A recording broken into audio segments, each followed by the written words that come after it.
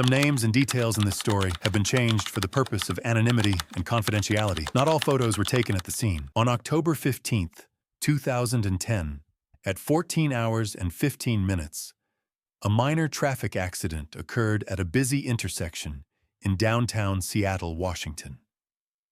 An inconspicuous white van belonging to a private medical facility crashed into the rear bumper of a patrol car due to driver inattention. No one was injured, and it was supposed to be a routine check of documents for the insurance report. However, the driver did not have any papers for the passengers he was transporting in the barred cabin. The patrol officer, following the instructions, used a mobile fingerprint scanner to check the identity of a woman sitting by the window, staring blankly at one point. The device produced an instant match to the national database of missing persons, and the result made the officer pale. The system claimed that Veronica Gonzalez was sitting in front of him, a woman who, according to the official Alaska State Police report and death certificate, had died in a deep glacial crevasse exactly 10 years, 4 months, and 1 day ago. The dead tourist came back from the dead to solve the mystery of her disappearance. On June 14, 2,000 years ago, the village of Kennecott in the depths of Wrangell St. Elias National Park looked like a scenery frozen in time. Old copper mines, abandoned buildings, and the majestic silence of the mountains created a deceptive sense of tranquility. It was here that Veronica Gonzalez, a 23-year-old geology graduate, arrived. She stayed at a small motel called Glacier View, which served as the last bastion of civilization before the Alaskan wilderness. That morning, at exactly 8:00, Veronica left her room at number 11. The motel owner, Mr. Henderson, would later go on record as having seen her on the porch. He remembered her outfit because it indicated serious preparation: a bright red membrane jacket, professional hiking boots, and a 60-liter backpack. Veronica was planning a solo trek to the Ruth Glacier. The weather that day was abnormally clear for the region. The temperature was 55 degrees Fahrenheit. The wind was low, and visibility was tens of miles. Before leaving, Veronica had a clear agreement with her parents, Maria and Robert Gonzalez, who lived in Anchorage. Since there was no cellular service in the mountains, she undertook to call home every night at exactly 20:00 from the only payphone in the motel lobby. It was a rule that was never broken. For Veronica, a disciplined daughter and meticulous scientist, precision was second nature. The day passed without any disturbing messages. The sun slowly rolled toward the horizon, casting a pinkish light on the glaciers. In Anchorage, the clock was approaching 8 in the evening. Maria Gonzalez sat by the phone in the kitchen, waiting for the usual call. But at 20:00, the phone was silent. It was also silent at 25:00 for 15 minutes. At 8:30, the anxiety in the Gonzalez household began to turn into panic. Veronica was never even 5 minutes late without warning. At 21:00, Robert Gonzalez broke down and dialed the number of the Glacier View Motel. Mr. Henderson picked up the phone. The father's voice trembled as he asked to check if his daughter had returned. The motel owner reluctantly agreed to go to room 11. 4 minutes later, he returned to the line. His words are recorded in the police report as the moment when a simple concern turned into a criminal case. Henderson reported that the room door was locked. Inside, everything was still in its place: a change of clothes, books on geology, a makeup bag. But the bed was perfectly made. No one had touched the pillow since the previous evening. Veronica did not return to the motel. Her parents did not wait for the morning, ignoring the standard police advice to wait 24 hours. Already at 23:00, Robert contacted the Alaska State Police and the local ranger service, demanding immediate action. He argued that his daughter was an experienced geologist, and if she didn't get in touch in perfect weather, something critical had happened. The family pressure worked. The search operation began the same night, at 2:15 on June 15th. A group of 4 rangers, armed with powerful flashlights, set off along a marked trail toward the glacier.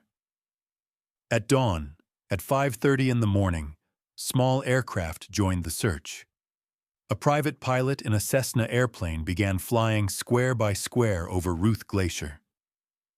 Maria and Robert arrived in Kennecott at dawn, having traveled from Anchorage in record time. The mother, despite her fatigue and shock, insisted on participating in the search. A dog handler with a German shepherd named Bark joined the group. The dog was given a sniff of Veronica's spare sweater found in the room. The dog confidently picked up the scent and pulled the group up a rocky path. For 3 miles, the dog followed the route exactly. The trail led to an observation deck and then turned toward a rocky outcrop bordering the glacier's tongue. But there, in the middle of the sharp stones, something inexplicable happened. Bark stopped, started circling in place and whining. The trail led neither further to the glacier, nor towards the forest, nor back. Veronica Gonzalez's scent simply stopped at this point, as if she had dissolved into the cold mountain air. The search continued non-stop. The rangers checked every crack, every rock outcropping within a 5-mile radius of the place where the trail was lost. But not a single shred of the red jacket, not a single boot print, not a single lost item was found. A week after the disappearance, when hope began to fade, Maria Gonzalez gave an additional statement to a state police detective. In a state of deep stress, she recalled a detail she had previously considered insignificant. 2 weeks before the trip, during a phone conversation, Veronica had mentioned a strange feeling of anxiety. She told her mother that she felt as if someone was watching her near the university campus. She saw the same car several times, but did not attach any importance to it, attributing it to exhaustion before exams. This information was recorded in the case file, but did not change the direction of the investigation. The police found no evidence of unauthorized persons in the search area. For 20 days in a row, rescuers, volunteers, and aircraft combed the harsh terrain. On July 4, 2000, the active phase of the search was officially terminated. In the final report signed by the head of the search team, the cause of the disappearance was an accident. Experts concluded that Veronica Gonzalez probably slipped on unstable rock and fell into a deep, snow-covered glacial crevasse from which her body could not be recovered. The case was closed, and Veronica's name joined the long list of Alaskan victims. But none of them knew that in the same stone desert where the dog lost its trail, there was a tiny, almost invisible detail that contradicted the fall theory. Exactly 10 years had passed since the day the Alaskan search team had folded their tents. The calendar showed October 15th, 2010. The scenery had changed dramatically. Instead of the majestic silence of the glaciers and the piercing wind of the mountains, it was now gray, rainy Seattle, Washington.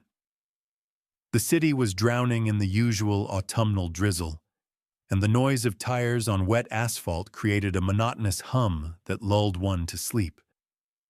Serenity Heights, a private psychiatric clinic, was considered a closed facility with an impeccable reputation and even higher fences. On that day, the administration began a routine operation to transport special category patients from the old building in the city center to a new, more secure complex on the outskirts.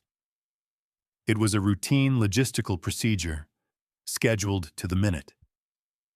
At 13 hours and 30 minutes, A white, nondescript Ford van with no identification marks drove out the back gate of the clinic.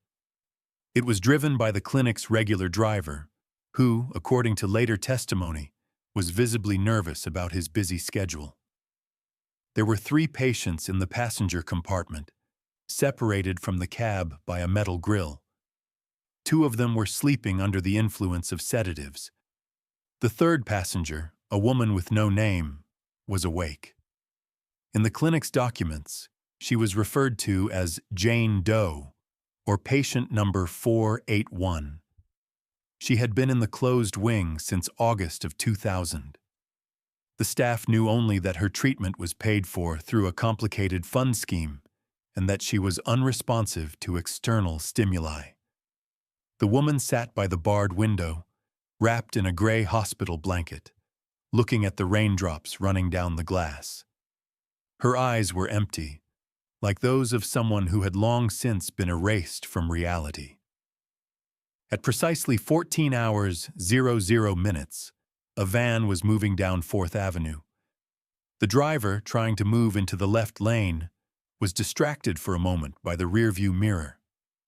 This second was enough time not to notice that the traffic ahead of him abruptly stopped at a red light.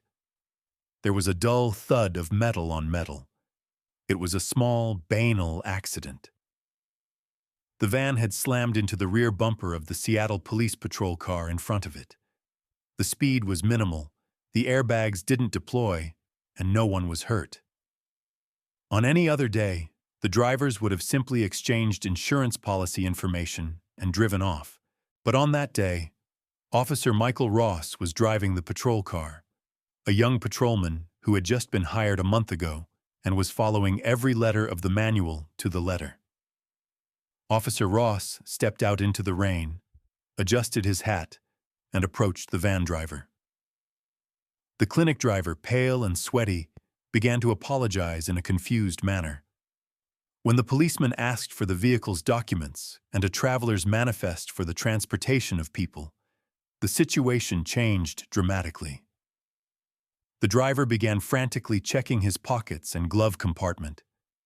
A minute later, he realized with horror that the folder with medical records and accompanying documents was left in the control room of the old building.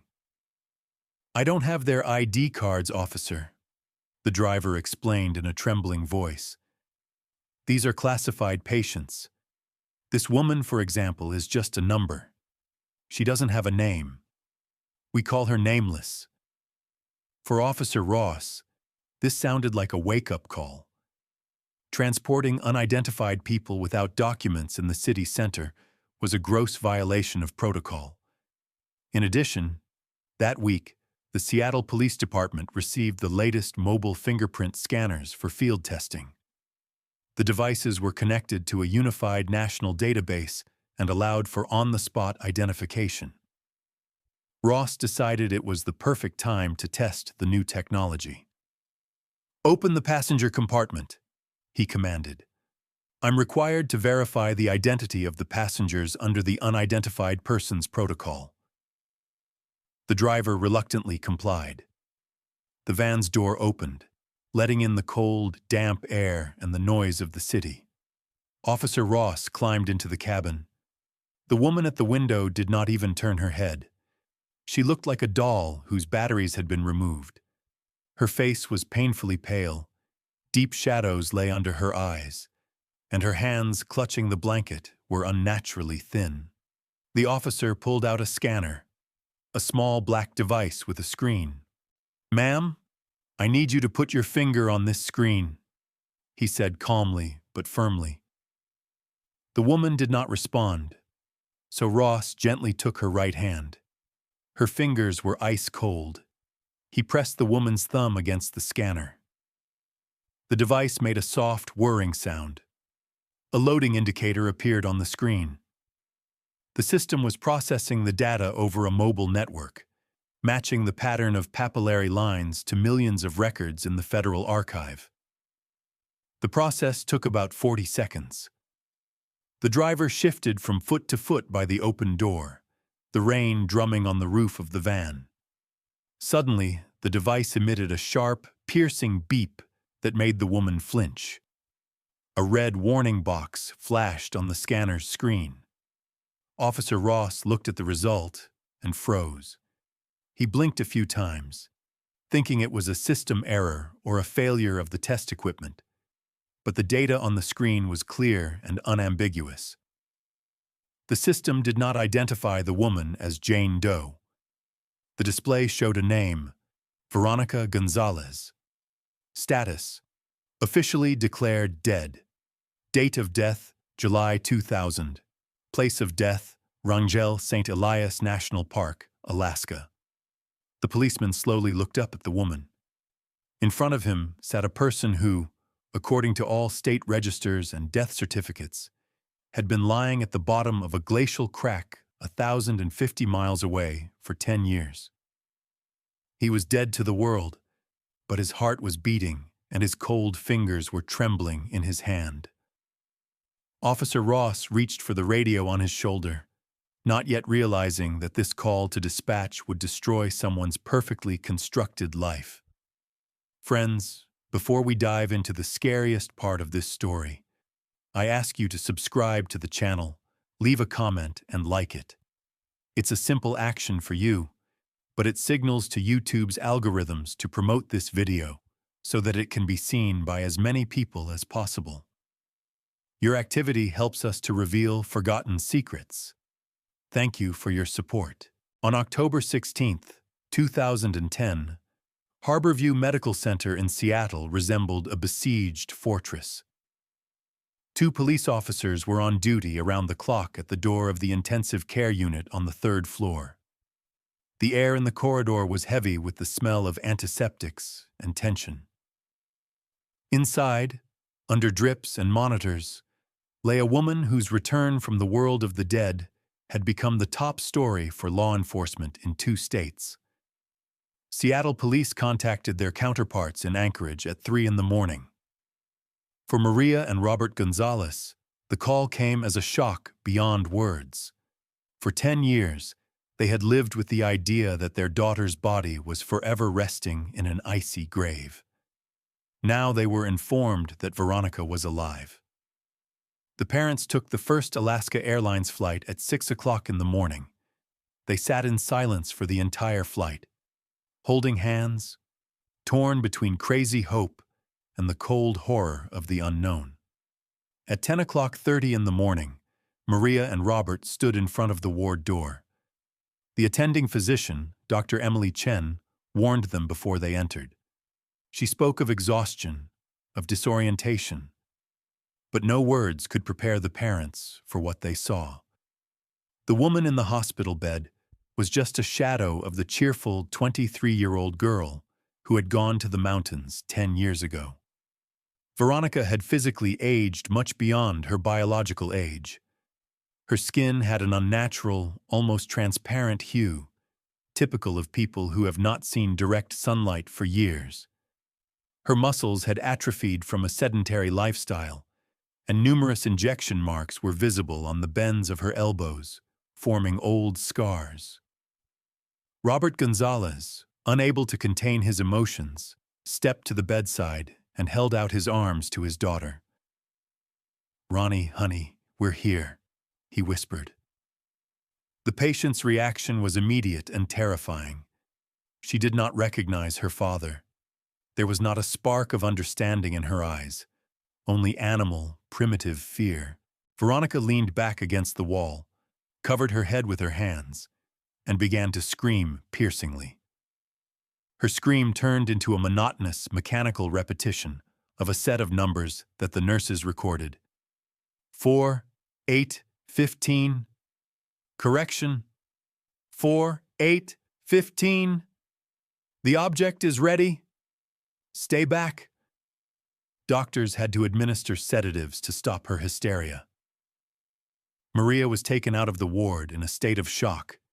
She was sobbing in the corridor, repeating that this broken woman could not be her daughter, even though all DNA tests had already confirmed a 99 and 9/10% relationship. Medical examinations conducted over the next 48 hours revealed a horrifying picture. The hospital's chief toxicologist provided the detectives with a report stating that Veronica's system was saturated with a complex cocktail of neuroleptics, tranquilizers, and experimental cognitive depressant drugs. This was not a cure. It was a methodical chemical lobotomy designed to last for years. Someone was purposefully erasing her personality. She was kept in a state of constant medication fog, preventing her brain from forming long-term memories. Psychiatrists noted that she had a severe form of agoraphobia, a fear of open space, and photophobia, a painful reaction to bright light.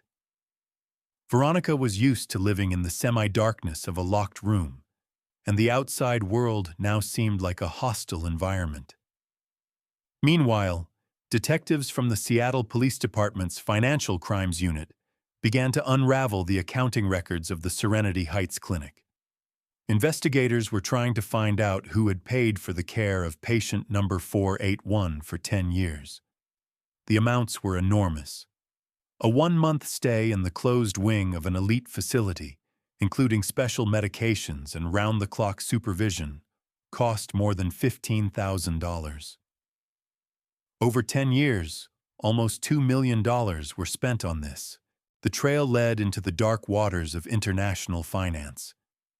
Officially, invoices were issued to the New Dawn Charitable Foundation, registered in the Cayman Islands.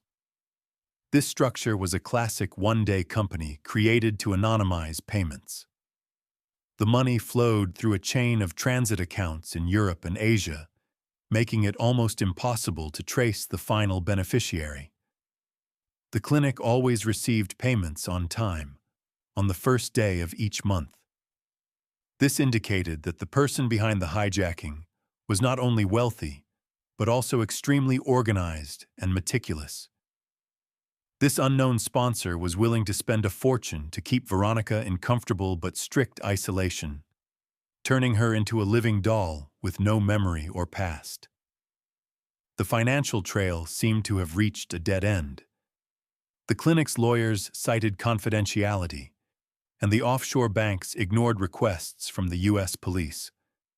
However, on October 18, a young analyst from the financial department, looking through the transaction archives for the year 2005, noticed an anomaly.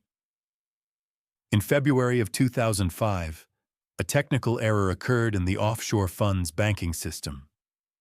A single payment for Veronica's maintenance did not go through the usual convoluted route. The system automatically made a backup transaction directly from the sender's personal account to avoid a late payment. The analyst printed out the statement.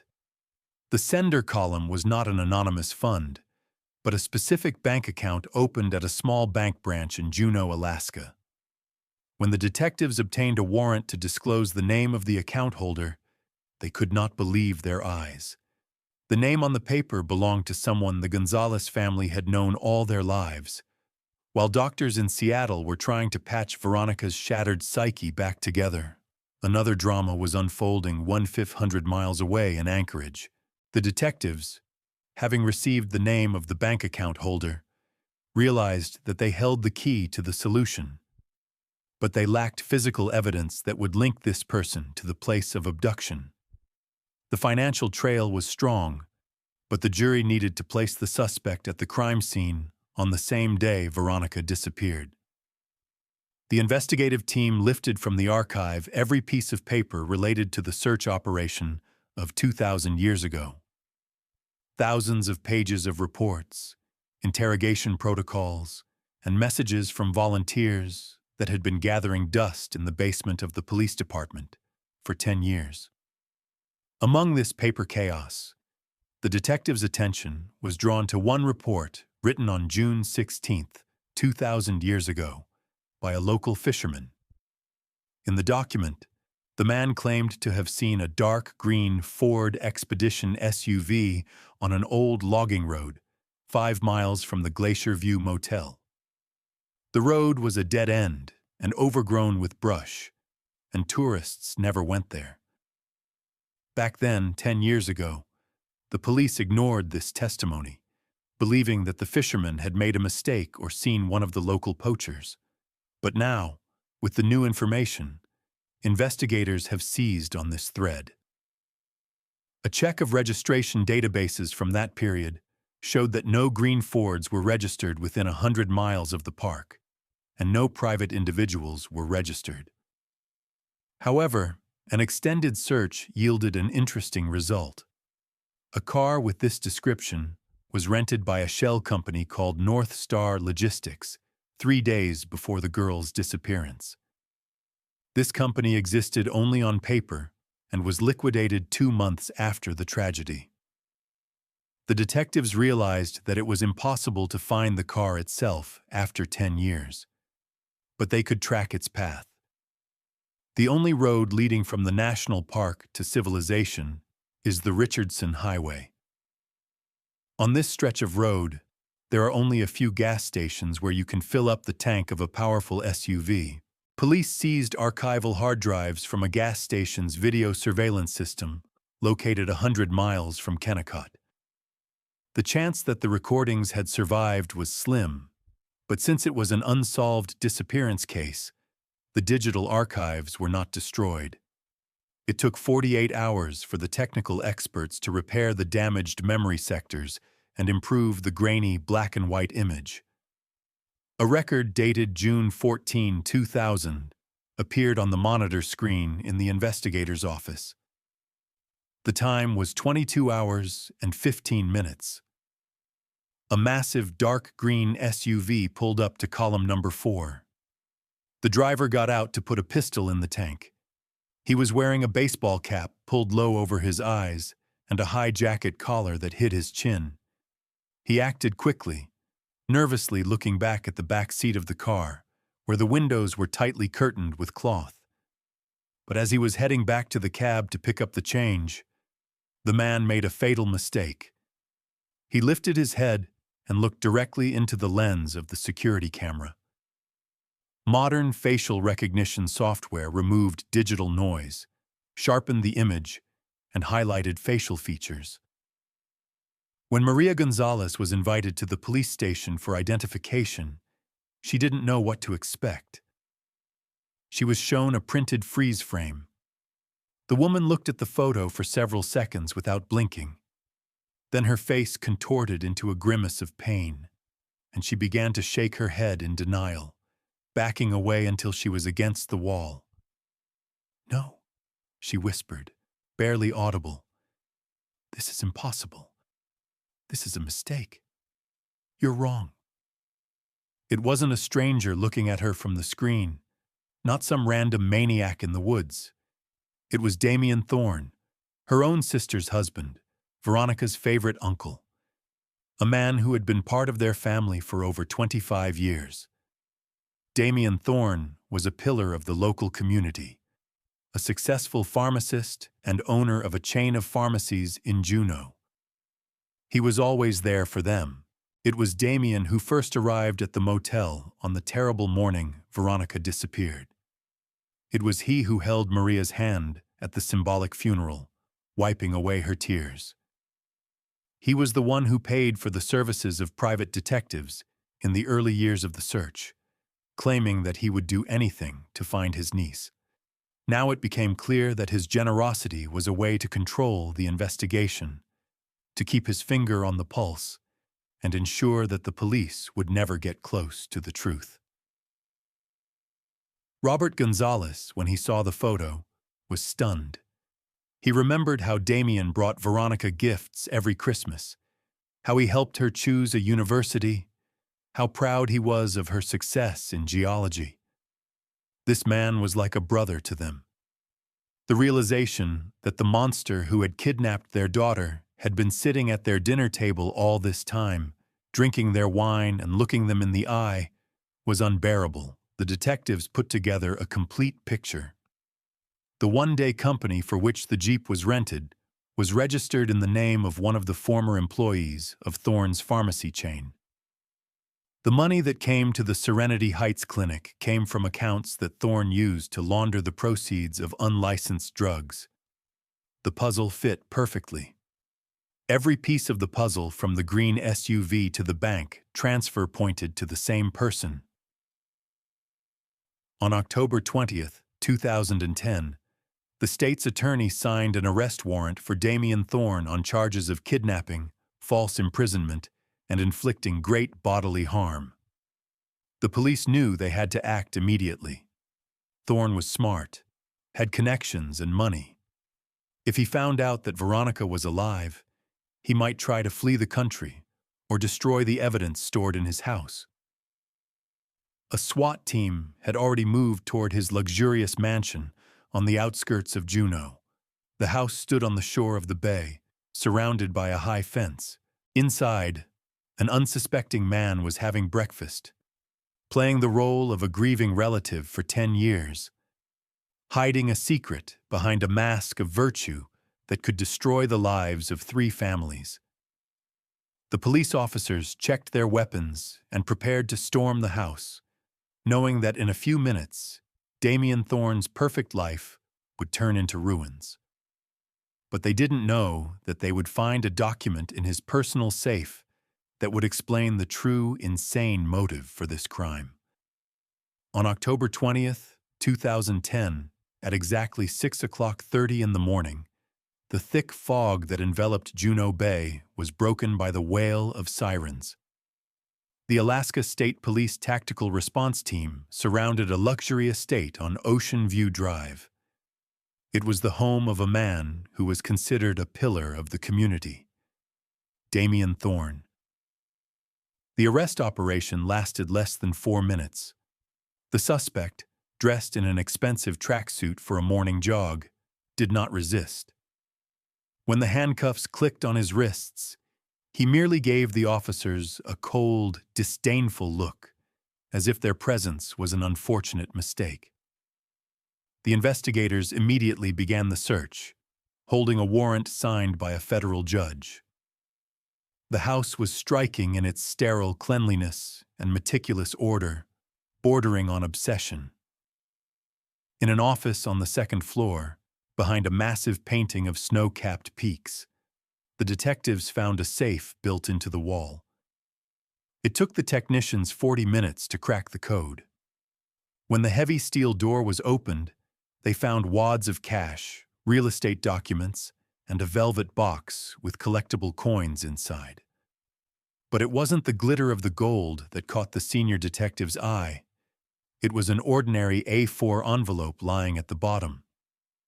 The envelope had yellowed with age. It bore the logo of the private genetic laboratory Genesis Lab and a postmark with the date, May 5th, 2000. It was exactly 1 month and 9 days before Veronica Gonzalez disappeared. The contents of this envelope became the missing element that turned a chaotic set of suspicions into a clear, albeit crazy, picture of the crime. Damien Thorn's interrogation began at 10 o'clock in the morning at the Juneau Police Department's detention center. For the first 2 hours, he remained icy silent, ignoring investigators' questions and demanding a lawyer. He sat up straight, folding his arms on the table, and looked through the mirrored glass, confident of his immunity. The situation changed when the detective silently put the same yellowed envelope and Veronica's photo from the clinic on the table in front of him. Exhausted, broken, but alive. The mask of indifference on Thorn's face cracked. His breathing became more rapid, and a glint like fanatical fire appeared in his eyes. He began to speak. His confession was not the repentance of a sinner. It was the angry, venomous speech of a man who believed himself to be a victim of circumstance. The story he told went all the way back to 1978. Long before Veronica was born, when Maria and Robert were just planning their wedding, a brief but stormy affair broke out between Maria and Damien. It was a mistake of youth, an affair that they agreed to forget forever so as not to ruin each other's lives. Maria kept her word, married Robert, and gave birth to a daughter. Damien also married Maria's sister, joining the family as a relative. But he never forgot. For all these 23 years, Damien Thorne lived with an obsessive, paranoid idea. He convinced himself that Veronica was his biological daughter. He watched her grow up, looking for his eyes, his smile, his character in her features. This illusion became the meaning of his life. He loved her with a painful, possessive love, considering her his flesh and blood, which had been stolen from him. He considered his generous gifts, payment for her education, and constant presence in her life to be fulfillment of his father's duty. In the spring of 2000, this obsession reached its peak. Damien decided to get scientific confirmation of his fantasies. During a family dinner, when Veronica left her purse in the living room, he stole her hairbrush with strands of hair. The sample was sent to the Genesis lab along with his own biomaterial. He waited for the triumph. He was waiting for a paper that would give him the moral right to claim his rights to his daughter. On May 5th, 2,000 years ago, the courier delivered the envelope. Damien opened it in his office, unfolding the official conclusion with trembling hands. The line at the bottom of the page hit him harder than a bullet. Probability of paternity, 0%. Veronica Gonzalez was not his daughter. She was Robert's child. Genetics did not lie. His 20-year fantasy crumbled to dust in a second. Instead of relief, Damien felt a surge of black, uncontrollable rage. During the interrogation, he shouted that he felt cheated twice. First by Maria, whom he still secretly loved, and then by fate itself. The woman he had idolized as his heir suddenly turned into a stranger. She became living proof of his defeat, a symbol of betrayal. In his distorted understanding, Veronica was to blame for not living up to his hopes. At that moment, a plan was born in his head. If Veronica was not his, she should not belong to anyone. He decided to punish both women. Maria with the eternal pain of the unknown, forcing her to bury an empty coffin. And he decided not to kill Veronica. Death would have been too easy. He wanted to remove her from reality, erase the personality that was Robert's daughter, and turn her into an empty shell that would belong only to him. Damien Thorne looked at the detectives with dry eyes and spoke of Veronica as an item that he decided to return to the store because of a defect. He admitted that for a month after receiving the test results, he watched her with hatred, planning every step of the crime. He knew her schedule. He knew about the upcoming hike. He realized that this was his only chance. But to realize this crazy plan, he needed the help of a person who knew how to break a person's mind without leaving marks on the body. And he knew just such a person. Damien Thorne's confession in the interrogation room sounded not like a criminal's confession, but like a manager's report on a successfully completed, albeit complex, project. His voice was flat, devoid of emotion as he described the details of a crime that went beyond human understanding. He did not kill Veronica in a state of passion. He did something much worse. He decided to cancel her existence. In his twisted logic, if Veronica was not his biological daughter, she had no right to be Robert's daughter. She had to become a nobody, a clean slate. Thorne told the investigators that he needed an accomplice with special skills to carry out this plan. A person who understood the human psyche and had no moral constraints. This partner was Dr. Simon Black, his old friend from his university days. Black was a talented psychiatrist, but in the 90s he lost his medical license because of a scandal involving the illegal testing of experimental psychotropic drugs on patients. He worked in the shadow sector of medicine, serving wealthy clients who wanted to remain anonymous and was in dire need of funding. Damien offered Black a deal. full financial security in exchange for his participation in the creation of a new Veronica. The task was clearly formulated: to erase the girl's identity, to turn her into a patient without a past and without memory, who would be completely dependent on them. On June 14, 2,000 years ago, the operation entered its active phase. Damien, knowing his niece's route to the smallest detail because he had helped her prepare, was waiting for her at a remote section of the trail, 3 miles from the motel. It was a place where the route passed through a dense forest, hidden from view. When Veronica saw her uncle, she was not afraid. On the contrary, she was happy to see a familiar face in the middle of nowhere. It was trust that became her sentence. Thorne said he acted out the scene of a chance meeting. He offered her water, citing the heat. The bottle contained a powerful tranquilizer prepared by Dr. Black. The drug acted quickly and reliably. 10 minutes later, Veronica felt dizzy and weak. Damien picked her up when her legs gave out and carried her to a green SUV hidden on an old logging road.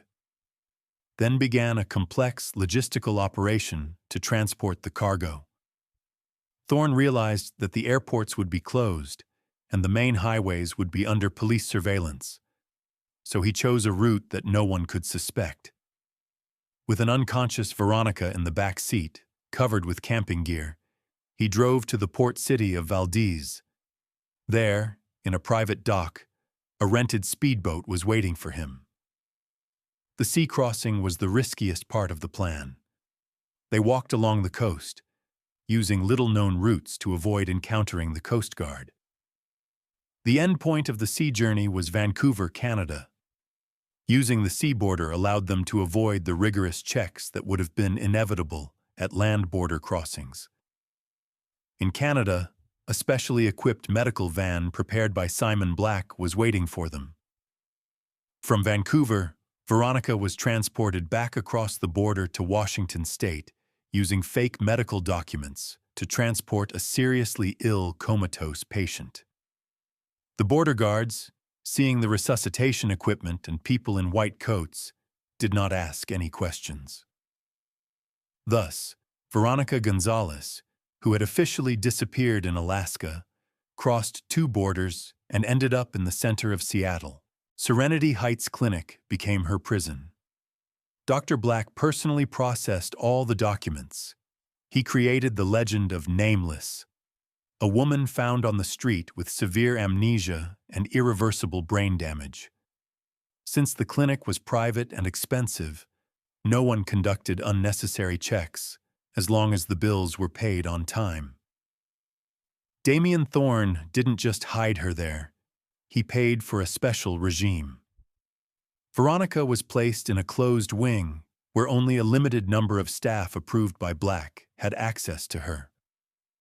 Her medical records were a sham.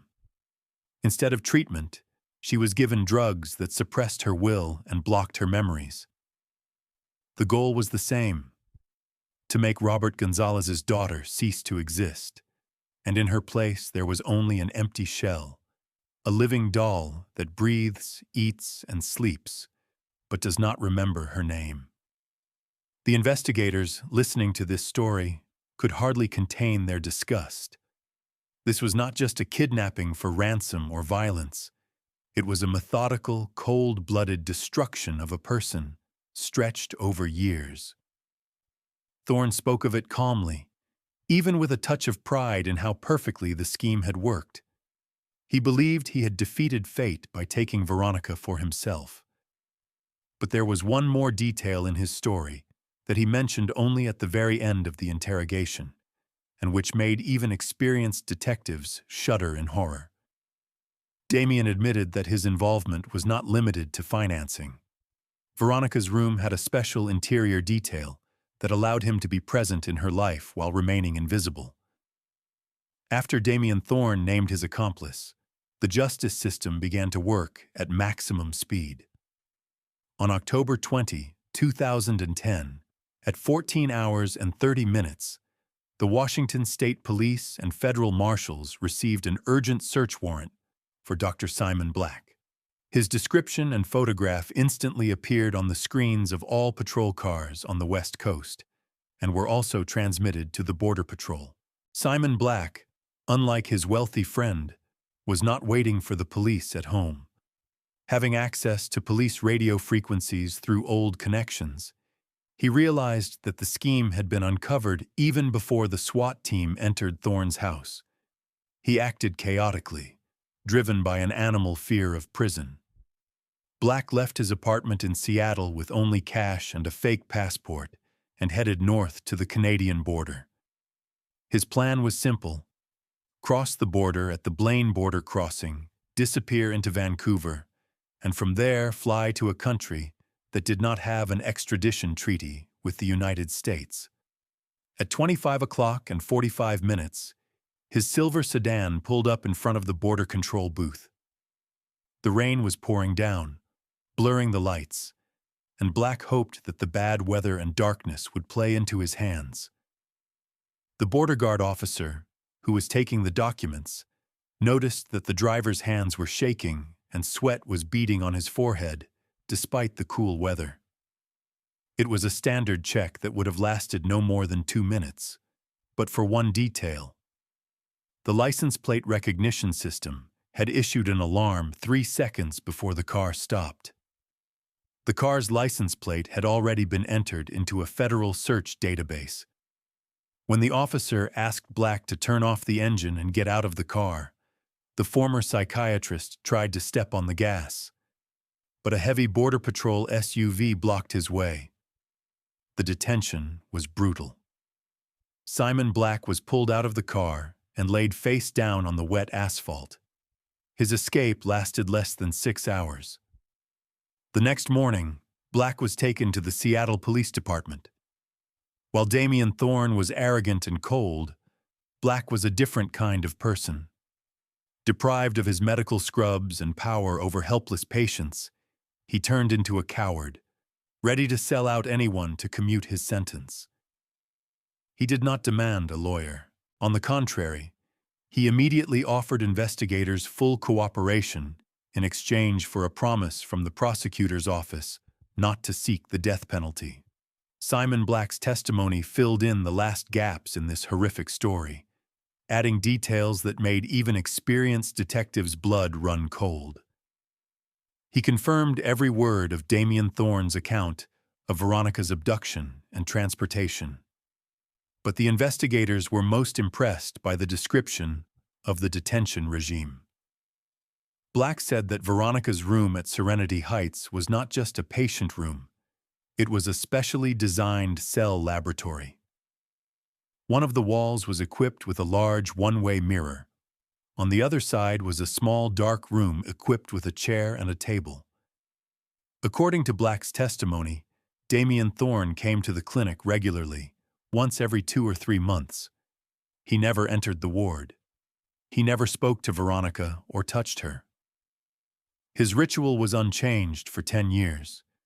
He would go into the observation room, turn off the lights, pour himself a glass of expensive whiskey, and sit in the dark for hours, looking through the glass at the woman he had kidnapped. He enjoyed this spectacle, Black said during the interrogation, nervously wiping his glasses. He watched her walk from corner to corner, talk to herself. For him, it was proof of his absolute power. He often said to me, "You see, Simon? Now she depends only on me. I am her God. I give her food. I give her sleep. I give her life." The fact that she suffered from loneliness and fear gave him a perverse pleasure. He knew that at the same time her mother, Maria, was going crazy with uncertainty, and this thought pleased his ego. But the most frightening part of the testimony was the medical component. Black admitted that they used Veronica as a test subject for testing illegal psychotropic substances. The goal was not to cure her, but to completely suppress her will and memory. She had moments of enlightenment, Black stated dryly, as if he were lecturing to students. Sometimes, usually in the early morning, the chemistry would let go a little. She would start to remember some fragments: mountains, snow, her father's face. She would start crying, knocking on the door, calling for help. At such moments, we acted according to Thorne's instructions. The instructions were brutal. As soon as the nurse on duty noticed signs of memory returning, Veronica was immediately injected with an increased dose of an experimental drug that Black called the erasure. It was a mixture of powerful sedatives and hallucinogens that caused temporary amnesia and disorientation. Black explained that they effectively rebooted her brain every time her true identity tried to break through. Hundreds of such procedures were performed over the course of 10 years. Black admitted that he was well aware that these drugs destroyed neural connections and caused irreparable damage to the girl's cognitive abilities. But he did not care. He was only interested in the monthly envelopes of cash that Thorne handed over. The detectives listened to this monologue in silence. Before them sat not a doctor, but a torturer in human form who had turned the Hippocratic Oath into a torture manual. Black's testimony was the final point in the investigation. The police had everything: the motive, the method of committing the crime, financial evidence, and the full confession of both suspects. The case was solved. Damien Thorne and Simon Black were behind bars, but when the investigator left the interrogation room, he felt not triumph, but a heavy burden. He realized that the most difficult test was ahead: the trial, where all these horrific details would have to be voiced in the presence of Veronica's parents. And no one knew how they would be able to withstand the truth about what had happened behind the mirror for 3,760 days. The trial of Damien Thorne and Simon Black, which began in May of 2011 in Anchorage, became the most high-profile legal event in the history of the state of Alaska in recent decades. The courtroom was packed with journalists from all over the country. The public demanded the maximum punishment for the people who stole 10 years of a young woman's life, turning her into a living exhibit in a glass cage. The state prosecutor built the case on irrefutable evidence: financial transactions, surveillance footage, and most importantly, the detailed testimony of Simon Black, who was trying to save his own skin.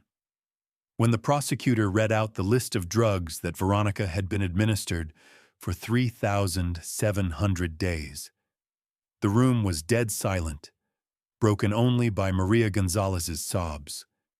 Neurophysiology experts testified that the level of chemical interference with the victim's brain was unprecedented and had the character of torture. Damien Thorne maintained a mask of cold arrogance throughout the proceedings. He did not look at the jury, did not look at the relatives. He looked through them, as if everything that was happening was a boring performance. His lawyers tried to build a defense based on insanity, arguing that Thorne acted in a state of passion due to deep psychological trauma. However, the psychiatric examination was unequivocal. The defendant was fully aware of his actions. He is a calculating sociopath with narcissistic personality disorder. The verdict was announced on June 17, 2011. The judge, reading out the verdict, called Thorne's actions an act of absolute refined cruelty that defies human understanding. Damien Thorne was sentenced to 2 consecutive life sentences without parole, plus an additional 100 years in prison for kidnapping and causing grievous bodily harm. Simon Black was sentenced to 60 years in a maximum security prison, taking into account his cooperation with the investigation. A separate tragedy was the fate of Damien's wife, his aunt Veronica. The woman, who was present at the announcement of the verdict, sat in the last row, black with grief. The investigation completely proved her innocence. She knew nothing about her husband's double life, believing him to be a benefactor who helped the family to survive the loss. The day after her husband's arrest, she filed for divorce. Unable to withstand the pressure of the press and the guilt of living under the same roof as a monster, she changed her surname, sold all her property, and left for an unknown destination, cutting off contact even with her sister. For Veronica Gonzalez, the end of the trial did not mean the end of her ordeal. Returning to normal life turned out to be impossible in full. 10 years of isolation, lack of sunlight, and constant intoxication left irreversible scars on her body and mind. Doctors diagnosed her with complex post-traumatic stress disorder and organic damage to the areas of the brain responsible for short-term memory. She stayed to live with her parents in Anchorage. Robert and Maria turned their home into a real rehabilitation center. They removed all the mirrors because Veronica was afraid of her own reflection, and installed special soft lighting so as not to injure her eyes, which were used to the semi-darkness. Their life turned into a daily feat of service to their daughter, whom they had already buried once. Veronica's memory came back in chaotic, torn fragments. Sometimes she would sit for hours at the window, looking at the snow-capped peaks of the Chugach Mountains, and a look of recognition would appear on her face. She remembered the smell of ozone before a thunderstorm, the creak of snow under her boots, the taste of blueberries. But these memories were often replaced by panic attacks, when she thought she was back in the ward behind glass. At such moments, only her father's voice could calm her down. She learned to trust people again, to hold a spoon again, to speak in complex sentences again. The ending of this story is captured in a private video recording, which the family allowed to be included in the documentary archive of the case. It happened on the 4th of July, 2012, a year and a half after her release. The evening was warm and quiet. Veronica was sitting in a rocking chair on the open veranda of her house. It was a huge progress. A year ago, she could not cross the threshold. She was holding an object that Robert had taken out of the box of evidence returned by the police. It was her old geological hammer with a worn wooden handle, the same one she had in her backpack the day she disappeared. She ran her fingers slowly over the metal, feeling every scratch, every chip left by the Alaskan rocks. Her eyes, usually unfocused, suddenly became clear and sharp. Robert Gonzalez, who had been working in the garden, came to the veranda. He froze when he saw his daughter gripping the tool tightly, as if preparing to strike the rock. Veronica looked up. For the first time in 12 years, there was no fear in her eyes. She looked directly at her father. A slight smile touched her pale lips. "I'm back," she said quietly but firmly. "I really am back." Those simple words put an end to a 10-year nightmare. A small, trivial traffic accident at an intersection in rainy Seattle, a dented bumper, and a nosy patrol officer. A chain of accidents that ruined a psychopath's perfect plan. Damien Thorne, who considered himself an architect of fate, miscalculated only one thing. He did not take into account the power of chance. The chance that gave Veronica a chance for a second life, which was stolen from her by a man who called himself her father, but turned out to be her cruelest jailer.